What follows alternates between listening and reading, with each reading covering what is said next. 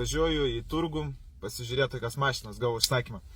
Tikrinu tą mašiną, vaikšto aplinkui, žiūrinėju ir šalia žmonės, vyras su žmonam perka mašiną irgi apžiūrinėja. Ir stovi tokie 3 perikupai, konkrečiai perikupai. Ir kalbina tą vyrą, visai bando užkalbėti, kad tik nenužiūrėtų tų defektų, kad užkalbintų tokie, primeta geriausiais draugais, vos neklausia, kaip tavo vaikas, kaip šeima, tokių nesąmoningų klausimų. Ir neapsikentęs aš jiems sakau, leiskit žmonėm apsižiūrėti normaliai mašiną, ko jūs čia radiją savo jungia. Kaip mane užsipuolė, aš ten pats gal be reikalo tai pasakiau. Tai žodžiu, išsikoliojom, patikros nebaigiau.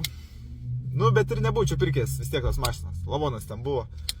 Tai va, pamokėlė jums, niekada neleiskit būti užkalbinti perpardavinėtojų, nes jis tengiasi jūsų dėmesį suvalgyti. Pagauti jūsų dėmesį, kad jūs tik nesusikoncentruotumėte į mašiną ir kad tik nepastebėtumėt kuo daugiau defektų.